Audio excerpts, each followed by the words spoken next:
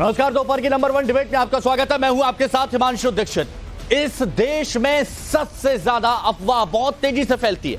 कुछ ऐसा ही सीएए पर हो रहा है। गृह मंत्री ने 41 बार अलग अलग मंचों से कहा कि किसी भी मुस्लिम की नागरिकता सीएए की वजह से नहीं जाएगी, लेकिन विपक्ष ने ऐसा डर भरा कि मुस्लिमों का एक तबका डरा हुआ है और यह सिर्फ चुनाव में वोट हासिल करने और अपनी सियासत चमकाने के लिए हो रहा है। लेकिन आज एक बार फिर अमित शाह खुद सामने आए और विपक्ष के झूठ को तार तार किया। लेकिन विपक्ष तो विपक्ष है, इसलिए उसने फिर गोल पोस्ट बदलकर अब भारत, पाकिस्तान और घुसपैठियों का राग अलापना शुरू कर दिया। लेकिन सवाल यह कि पाकिस्तान, बांग्लादेश और अफगानिस्तान से आए हिंदू सिख भाई घुसपैठी कैसे हो सकते हैं, इस पर बात करेंगे। लेकिन एक रिपोर्ट आपके सामने सबसे पहले।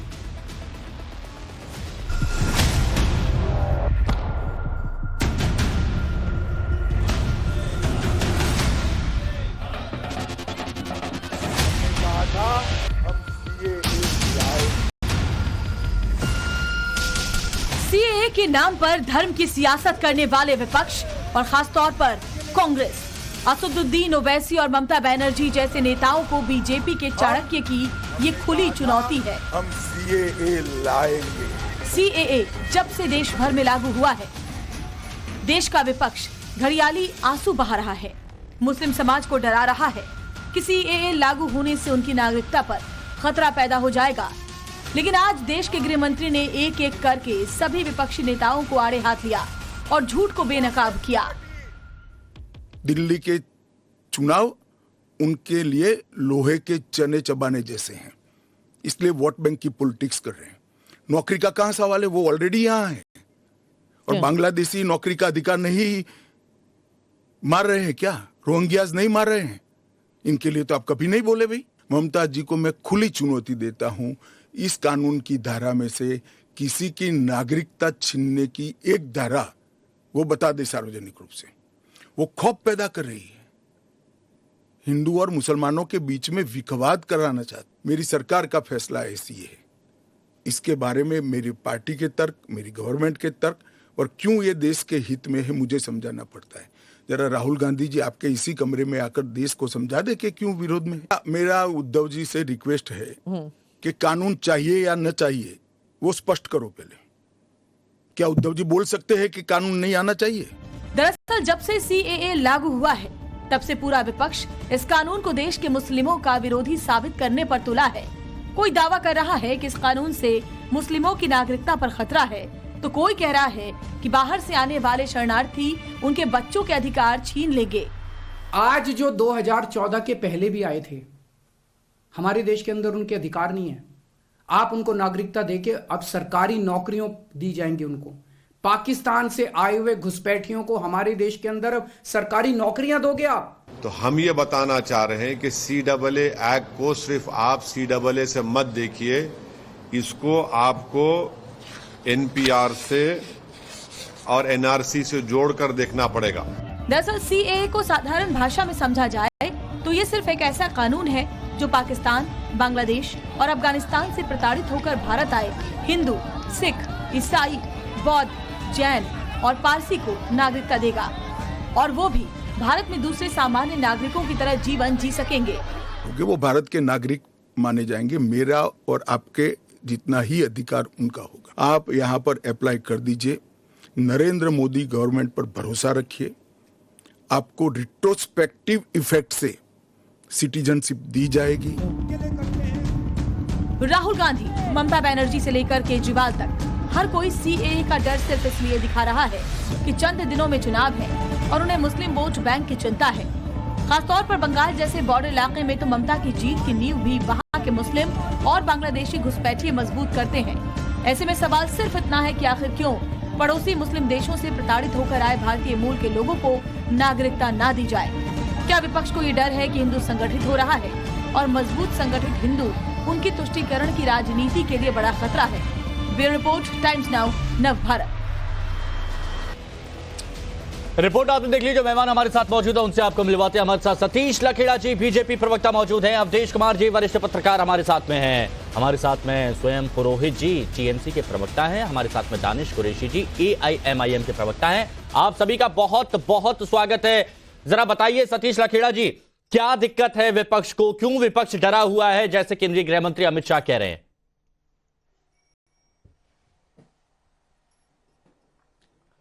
हिमांशु जी, ये नागरिकता देने वाला कानून है, लेने वाला नहीं है, और ये कानून वापस नहीं हो सकता, ये स्पष्ट हो चुका है।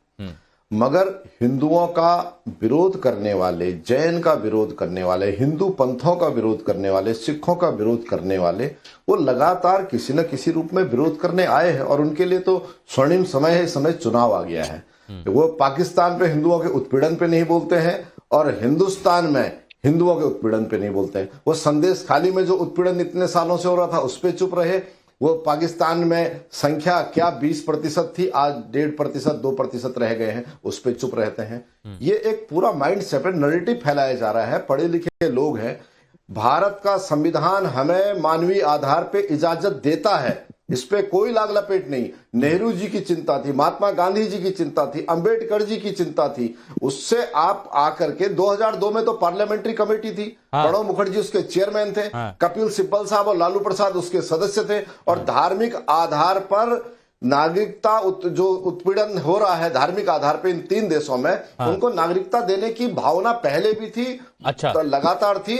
मगर अचानक चुनाव को देखते हुए, वोटों को देखते हुए ये विषय आ रहा है हिमांशु जी। बाकी इसके पीछे कोई नहीं है। और ये नागरिकता दी जाएगी, हमारे भाई हैं। और केजरीवाल जी अगर शरणार्थियों के लिए इतना अपमानजनक बोल रहे हैं तो वे 47 के शरणार्थियों के लिए भी अपमानजनक भाषा कर रहे हैं, उनको भी गाली दे रहे हैं, जिन्होंने आकर भारत को बसाया, जिन्होंने भारत के विकास में योगदान दिया और आज भारत की प्रगति के हिस्सा बने हैं, और जिनकी बड़ी संख्या उन्हीं के शासित राज्य दिल्ली में रहती है। वो उन शरणार्थियों को भी गाली दे रहे हैं जिनकी भावना आज, जिनको आज सदस्यता दिए जाने की बात की जा रही है। इसके पीछे केवल एक नैरेटिव है और पूरा इंडी गठबंधन। अरे करुणानिधि के बेटे ने जब गाली दी, हिंदू सनातन है, उनके ए राजा कह रहे कि राम हमारे दुश्मन है, तब इनके मुंह में दही जम जाता, तब कोई नहीं बोलते हैं। तब ये विचार वाले जितने लोग हैं तब कहां चुप हो जाते हैं, क्योंकि तय किया है हिंदू विरोध करना है, हिंदू पंथों का विरोध करना है। अच्छा ठीक है। दानिश जी, क्या वजह है, क्यों विरोध किया जा रहा है, जबकि बार बार सरकार अलग अलग माध्यम से, अलग अलग मंच पर आके ये कह रही है कि किसी की नागरिकता नहीं जाएगी, नहीं जाएगी, नहीं जाएगी?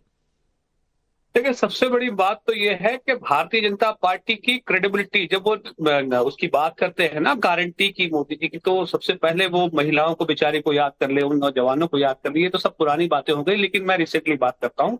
सबसे पहले बात करते हैं हम CAA की। देखिए, CAA का जो पूरा मामला है, हमारे देश में जो कानून है वो धर्म आधारित नहीं है, समानता आधारित हमारा कानून है। तो जब हमारे यहाँ कानून का आधार समानता के आधार पर है, तब आप धर्म के आधार पे ना किसी को बुला सकते हैं ना भगा सकते हैं। मैं खत्म कर दूं सतीश जी। उसके बाद दूसरे नंबर की बात कि ये पहली बार नहीं है जब भारतीय जनता पार्टी ऐसा कुछ कर रही है। हमेशा से ही संविधान विरोधी काम वो करती रही है, चाहे चंडीगढ़ का चुनाव हो, चाहे गोवा के अंदर में सत्ता बनानी हो, चाहे आपके पहले की जो MP की जो सरकार थी वो बनानी हो, तो इस तरीके का गैर संवैधानिक काम करते रहे।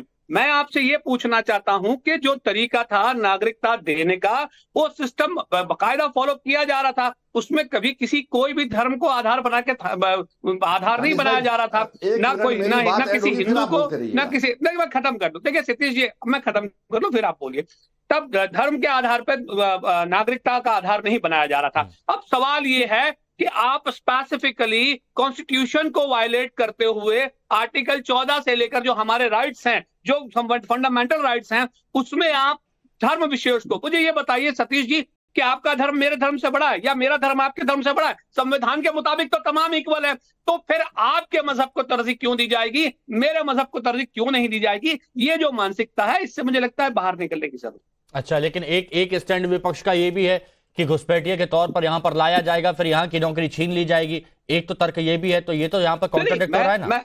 सुनिए हिमांशु सुनिए, मैं आपको ये कहता हूं कि तमाम तर्क सबसे बाद में है। सबसे पहला तर्क देश का संविधान है, और देश का संविधान समानता में मानता है, धर्म के आधार पर नहीं मानता। हमारा देश दुनिया में धर्म के आधार पर नहीं जाना जाता, समानता के आधार पर जाना। अच्छा, स्वयं पुरोहित जी, मैं सतीश जी सबसे एक बार कमेंट ले लूं, फिर तो आप अपनी बात रखिएगा ये, और अच्छे से रख भी रहे हैं आप स्वयं। पुरोहित जी मुझे ये बता दीजिए, क्योंकि ममता दीदी ने तो कह दिया है कि हम तो इसे लागू नहीं होने देंगे, ये तो एक अलग ही माहौल बीजेपी यहां पर क्रिएट करने की कोशिश कर रही है, लेकिन अमित शाह दो टूक तौर पर कह रहे हैं कि ये वापस नहीं होगा, नहीं होगा, नहीं होगा। अब क्या करेंगे? देखिए जिस तरह से भारतीय जनता पार्टी ऐसे ऐसे फैसले लेने के लिए मानी जाती है, नोटबंदी जैसे फैसले, उस समय टेलीविजन चैनल पे सबने कहा था कि 2000 के नोट में चिप है, तो इस तरह से अभी सीए की बहुत लाभ भारतीय जनता पार्टी के लोग बता रहे हैं। मगर देखिए भारतीय जनता पार्टी के लोग सीए के साथ में एनआरसी को जोड़ करके नहीं बता रहे हैं कि आप, ममता बनर्जी ने क्या कहा, हमारी माननीय मुख्यमंत्री ने, कि सीए का सीधा संबंध एनआरसी से है। आप देखिए आसाम के अंदर में 13 लाख से ज्यादा हिंदू शरणार्थी जो जिनको बात की थी वो डिटेंशन सेंटर के अंदर में है, तो उसमें कितने लोगों ने सुसाइड की है, कितने प्रताड़ित हुए हैं, वो हिंदू नहीं है क्या? आप हिंदू धर्म के जो ठेकेदार बन रहे हैं, ये सबसे बड़ा दिखावा है। ये जो आप राजनीति करने के लिए चुनाव का जो माहौल है उसको अभी 2019 में आप देखिए, इसके ऊपर में फैसला हुआ था, 4.5 साल तक आपने इंतजार किया, जैसे ही चुनाव आया सुप्रीम कोर्ट का एक डंडा आपको पड़ा बॉन्ड के ऊपर, और उसी दिन रात को आपने ये जारी कर दिया। आपको मुद्दा भटकाना था, मुद्दा आपने भटका दिया। सीए से कुछ देखिए, आप, हमारी मुख्यमंत्री ने क्लियर कहा है कि आपको किसी को नागरिकता देनी है आप दीजिए, हम इसका समर्थन करते हैं, मगर ये अधिकार डीएम के पास था, डिस्ट्रिक्ट मजिस्ट्रेट के पास होता था, वो अधिकार आपने छीन लिया। आप लोग कौन जमींदार है क्या कि देश के अंदर में बैठेंगे, दिल्ली से वहां से ऑपरेट करेंगे, गुजरात से देश चलाएंगे? इस तरह से आप ऑपरेट करेंगे। बंगाल के साथ 2021 का चुनाव हारने के बाद से 455 से ज्यादा केंद्रीय वाहिनियां बंगाल के अंदर में आई है, पूरे देश के अंदर में कहीं नहीं आई। और गुजरात के अंदर में आप डेवलपमेंट की बात करते हैं, तो ये देश का जो प्रधानमंत्री है वो देश का प्रधानमंत्री नहीं है, वो गुजरात का प्रधानमंत्री है। नंबर 1 अमित शाह है, जो बात करते हैं, आज मेरी बात सुनिए,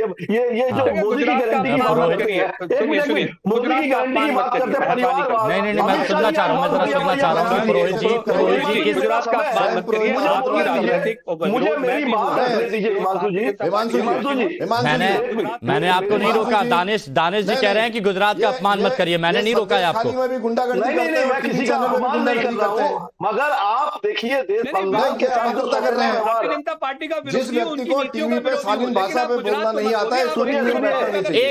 प्लीज सतीश जी रुकिए, सतीश जी रुकिए। हिमांशु जी देखिए, मैं ये नहीं बोल रहा हूँ, देश का प्रधानमंत्री सिर्फ एक राज्य का नहीं होता है, पूरे देश का प्रधानमंत्री होता है। उसे दूसरे राज्यों में जहां उनकी सरकारें नहीं है उसके साथ सौतेला व्यवहार नहीं करना चाहिए। मोदी जी गारंटी की बात करते हैं परिवारवाद के खिलाफ। वैसे एक बात बताइए पुरोहित जी, ममता दीदी भी बंगाल से आगे बढ़ पा रही है क्या? बात अगर आप नहीं रखने देंगे, पुरोहित जी, ममता दीदी बंगाल से आगे बढ़ पा रही है क्या? सब लोग एकजुट होने की बात कर रहे थे, टक्कर देने की बात कर रहे थे, लेकिन आपने भी तो अपना सोचा। ऐसा टीएमसी के लोग कहते हैं कि नहीं कहते? आप मेरी बात को खत्म होने नहीं देंगे। मैंने इतना वक्त आपको दिया, मैंने आपकी बात बहुत सुनी। 30 सेकंड से सुनिए ले लीजिए 30 सेकंड प्लीज। की बात करने वाले अमित शाह जी जो परिवारवाद की बात करते हैं, उनका लड़का जैसा जो गली में, अरे कहाँ की बात आ रही है? आप कहाँ, सुनिए ना, आप गुजरात तक पहुंचे, आप परिवारवाद तक पहुंचे, लेकिन ये तुष्टीकरण का आरोप जो ममता बनर्जी पर लग रहा है, बस इसी मुद्दे पर आप नहीं बोल रहे हैं। स्वयं पुरोहित जी, स्वयं की बात ना करते हुए आपने सभी की बात कर ली। सीधा संबंध एनआरसी से है। अच्छा ठीक है और असंवैधानिक तरीका है ये संवैधानिक तरीका नहीं है। अच्छा ठीक है स्वयं जी ठीक है, बहुत अच्छी बात आपने यहां पर रखी। हालांकि स्वयं की बात नहीं करी, बाकी सबकी आपने बात करी, लेकिन अवधेश जी, विपक्ष का एक नजरिया आज आपने इस डिबेट में सुना। विपक्ष का नजरिया आप बहुत लंबे वक्त से देख रहे हैं, उसका अध्ययन भी कर रहे हैं, आप जरा विश्लेषण भी कर दीजिए, इसकी वजह क्या है? देखिए, स्वयं पुरोहित जी ने जितनी बात की है, अगर उसका उत्तर दिया जाए तो आपका सीएए का डिबेट जो है वो दूसरी दिशा में मुड़ जाएगा। ट्रैक से लग गया ना मैं। तो ये नहीं सीएए का, अरे आप सोचिए ना कैसी पाखंड की राजनीति है। 4 अगस्त 2005 को ममता बनर्जी ने यूपीए सरकार के दौरान लोकसभा में मामला उठाते हुए कहा था कि बांग्लादेश से आए हुए जो हिंदू इतने दिन से बिना नागरिकता के हैं, उनको न देना हमारे लिए शर्म का विषय है।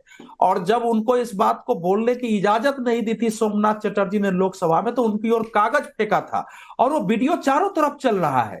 ममता बनर्जी इसकी मांग करती रही है अब इस समय अगर अगर अगर ममता बनर्जी का व्यवहार बदला है तो उसका क्या कारण हो सकता है? अब जी सवाल पूछ लूं क्या स्वयं जी से? 1 मिनट पूछ लेता हूं। पूछ लीजिएगा। मैं ये कह रहा हूं कि जो सरकार संदेश खाली के भाव को एक पत्रकार के लाने पर पत्रकार को जेल में डाल देती है, लोगों को पिटवाती है, कांग्रेस हो, कम्युनिस्ट पार्टी हो, बीजेपी हो, आरएसएस हो, विरोध करने वाले कार्यकर्ताओं की हत्या हो रही है, जो वहां से बाहर से आए हुए घुसपैठिए मुस्लिम है, अगर वो हिंदुओं के साथ लड़ते हैं तो उनको सुरक्षा मिलती है।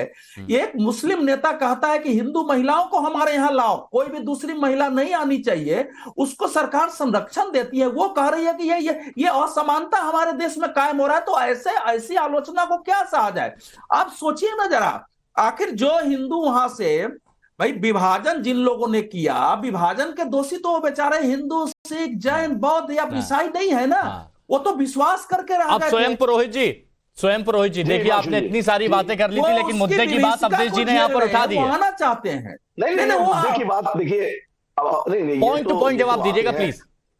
नहीं, देखिए ये जो बात कर रहे हैं, देखिए हम सीए के अंदर में किसी को भी, एक भी व्यक्ति को आप नागरिकता दीजिए, आप 1 करोड़ लोगों को नागरिकता दीजिए, हम इसका विरोध नहीं करते हैं, मगर एक व्यक्ति की भी नागरिकता जाती है तो ये सही नहीं है। ये तो नागरिकता कहाँ जा रही भाई? इसमें कहाँ लिखा है? अरे 13 लाख लोग जो डिटेंशन सेंटर में आसाम में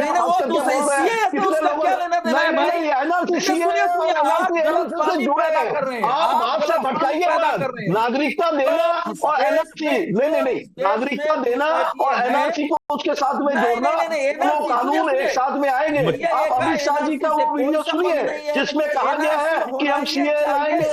स्वयं पुरोहित जी एक मिनट स्वयं पुरोहित जी, अभी एक स्वयं पुरोहित जी सुनिए स्वयं जी, आज जब इस डिबेट की शुरुआत हुई और अमित शाह को हमने जब सुनवाया, अमित शाह के बयान हमने सुनवाए, उन्होंने कहा कि आप कहीं से भी एक पॉइंट ऐसा बता दीजिए जिसमें यह लिखा हो कि किसी की भी हिंदू या मुसलमान किसी की भी नागरिकता जाएगी। एक पॉइंट ऐसा दिखा दीजिए। बहुत चालाकी से अमित शाह जी ने ये बात कही है। अमित शाह जी का वीडियो है, यूट्यूब में आपको मिल जाएगा, यूट्यूब में मिल जाएगा। आप अमित शाह जी का वो वीडियो सुनिए, उसमें वो क्लियर कर रहे हैं कि हम सीए लाएंगे और साथ में एनआरसी लाएंगे। सुनिए, ये चुनाव के समय में सीए लेकर के आए हैं और इनका जो अगला एजेंडा है कि एनआरसी लेकर के इसके साथ इसको कनेक्ट करना। इसके अंदर में नागरिकता जाएगी।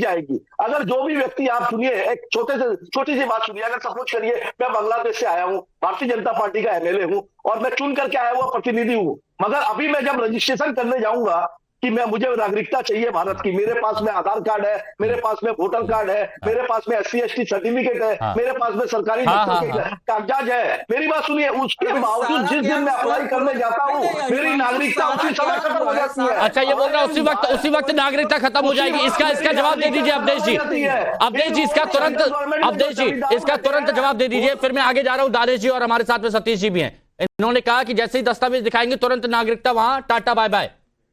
आप देंगे कि नहीं देंगे? खाता ना भाई, जो टीएमसी का है वो सही। ऐसे देश नहीं चलता है, हमारा देश कानून से चलता है। सुनिए, अरे भाई हमारे देश में विदेशियों स्वयं जी कानून है महाराज। आपकी बात पे कोई नहीं बोलता, रुकिए। 1920 का अधिनियम है जिसके तहत विदेशी पहचाने जाते हैं, फिर उनका डिटेंशन किया जाता है।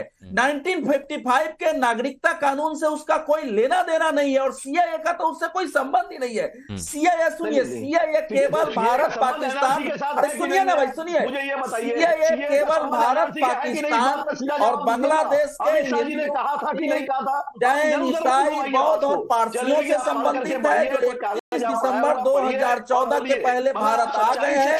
उनको नागरिकता देने के लिए नागरिकता कानून में थोड़ी सी सुनते रहिए, देखिए सवाल उठाते हैं, सुनते रहिए, लेकिन ठीक है दानिश जी। सीए का मेरी बात का जवाब नहीं दिया। अरे क्लियर दिया। सीए का कनेक्शन एनआरसी के साथ है कि नहीं है, इस बात का चलिए ठीक है कि नहीं है, ठीक है।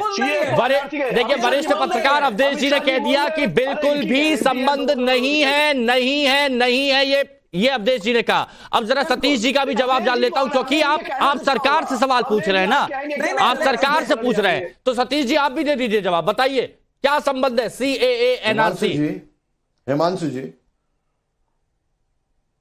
हिमांशु जी, ये राष्ट्रीय चैनल है, इस पर अच्छी डिबेट होती है। आधा समय टीएमसी के प्रवक्ताओं को चुप करने में लग जाता है और मतलब पूरी डिबेट को डिरेल कर देते हैं। अपनी बात रखिए।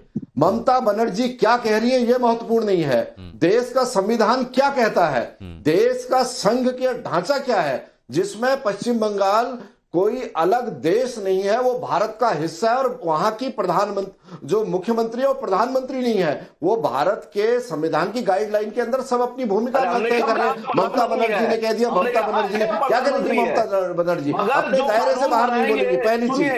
नंबर 2 ये कह रहे हैं कि अगर मैं बांग्लादेश से आज विधायक हो गया हूं, रुक जाइए, ये प्रताड़ित होके आए होंगे ना, ये खुशी से नहीं आए हैं। और अगर ये आए हैं, इनको नागरिकता मिली है, ये औरों का ये तो दर्द भोगे हुए व्यक्ति हैं, जिनको पूजा नहीं करने दी जा रही है, जिनके मंदिर तोड़े जा रहे हैं, जिनका कलमा पढ़ाया जा रहा है, जिनको या तो मार दिया जा रहा है, जिनको कहीं सामाजिक जिनको सम्मान नहीं है, वही लोग पीड़ित होके आ रहे हैं। और उनकी धरती और भारत के अलावा कहां होगी, कहां हो जाएंगे वो लोग, और वो हमारे हिस्से हैं जो किसी कारण वहां रुक गए थे। ठीक है, मेरे को ये स्टैंड यहाँ पर ये स्टैंड थोड़ा सा समझना होगा दानिश जी, जहां कुछ वक्त पहले अवधेश जी ने भी एक एग्जांपल दिया कि ममता बनर्जी ने कहा था कि एक इंसान को भी अगर नागरिकता से वंचित रखा जाता है तो ये गलत है, ये वाली बात कही है उन्होंने, और उन्होंने बताया भी किस वक्त की बात है। लेकिन अब पूरा स्टैंड अचानक से बदल गया, अचानक से जो बात यहां पर कही जा रही है संविधान के अंदर उसके अनुरूप वो बातें लागू नहीं होती हैं, अलग ही एक ट्रैक पे जा रही हैं।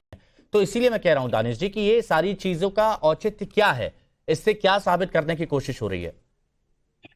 सबसे पहली बात मैं आपको एक बात बता दूं कि मैं टीएमसी का प्रवक्ता थी, टीएमसी के प्रवक्ता ऑलरेडी यहाँ बैठे हैं। सवाल यहाँ आके ये खड़ा है कि मैंने पहले भी कहा और मैं फिर दोहरा रहा हूँ कि हमारे यहाँ नागरिकता देने का जो कानून था वो अभी भी है, ऐसा नहीं है कि नहीं है। अब सवाल ये है कि धर्म को आधार बनाकर कानून में संशोधन करना ये प्रॉब्लमेटिक है। और एक बार मैं फिर से आपको यही कह रहा हूं कि अगर कोई ये कहता है कि आप मुझे ये बताइए कि बच्चे का नाम रखा जाएगा या पहले उसका जन्म होगा, सवाल ये है कि आप बच्चे का नाम रखने की बात कर रहे हैं बिना सीए के। सीए की अगर जरूरत, मैं सुनिए, अगर एनआरसी और एनपीआर की जरूरत नहीं है तो फिर सीए की कोई जरूरत ही नहीं है, बाकी सारा प्रोसेस तो ऑलरेडी चल रहा है। सुनिए, मैं खत्म कर दूं। सवाल यहाँ ये है कि वरिष्ठ पत्रकार जो हमारे हैं वो ये कह रहे हैं, सुनिए, वो ये अवधेश जी ये कह रहे हैं कि इससे कुछ लेना देना नहीं है। तो मैं ये कह रहा हूं कि अब मुख्यमंत्री, देश के जो मुख्यमंत्री कह रहा हूं, हमारे होम मिनिस्टर जो हैं, होम मिनिस्टर वो जाकर कहते क्यों नहीं है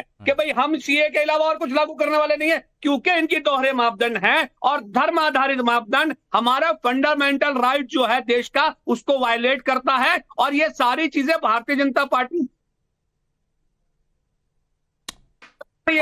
हाँ दानिश जी ठीक है, ये बस यही कहना है। ठीक है, वाह एक मिनट अवधेश जी से, क्योंकि ये सवाल भी था, मैं सतीश जी आऊंगा आपके पास, लेकिन ये क्या है ना कि एक एक चीज क्लियर हो तो वो डिबेट सार्थक हो जाती है, इसीलिए अवधेश जी बताइए। देखिए, ऐसा है कि ये जब ये 2016 में जब ये आया था संशोधन के रूप में तब भी यही बात थी, उसके बाद पारित हुआ तब भी यही बात है, आज भी यही बात हुई है, गाड़ी वहीं अटकी हुई है, लागू हो गया, उनको नागरिकता मिलनी शुरू हो गई है। पहली बात तो यह है कि हमारे देश में कोई अगर दूसरे देश से रोजगार के लिए, यहाँ बिजनेस करने के लिए घुसपैठिए के रूप में आता है तो उसके लिए हमारे देश में प्रावधान है। लेकिन अगर कोई पीड़ित होकर के उसका कोई उपाय नहीं है, इस देश का पार्ट रहा है, कभी उसको अपने धर्म के अनुसार जीने का अधिकार नहीं, भाग के आता है, उसको नागरिकता देने का कोई प्रोविजन था ही नहीं, क्योंकि नागरिकता उसको दी जाती है जिसके पास पासपोर्ट हो, वीजा हो, उनके पास तो कुछ है नहीं। तो इसीलिए इस कानून में थोड़ा संशोधन किया गया है। दूसरा संशोधन इसलिए करना पड़ा कि 1947 में विभाजन के बाद यद्यपि अंबेडकर साहब की मांग थी कि इसको इन्फिनिट रखा जाए, वहां हिंदुओं के साथ उत्पीड़न हो रहा है, दलितों को मुसलमान बनाया जा रहा है। नेहरू जी को उन्होंने पत्र लिखा है, नेहरू जी ने लिखा है कि हम उन सबको लाने की कोशिश कर रहे हैं, लेकिन 19 जुलाई 1948 की सीमा रेखा बना दी गई कि इसके बाद जो आएगा उसको नागरिकता नहीं मिलेगी। इसलिए आज जरूरत पड़ गई है इस कानून की कि उसमें थोड़ा ढिलाई दी गई है, बिना कागज के भी जो आए हैं वो भारत में रह सके, क्योंकि ये उनका देश है। और साथ ही साथ चूंकि 19 जुलाई के बाद ये प्रोविजन खत्म कर दिया गया था, तो उसके लिए जहां तक एनआरसी का सवाल है, देखिए एनआरसी इस देश में होना चाहिए।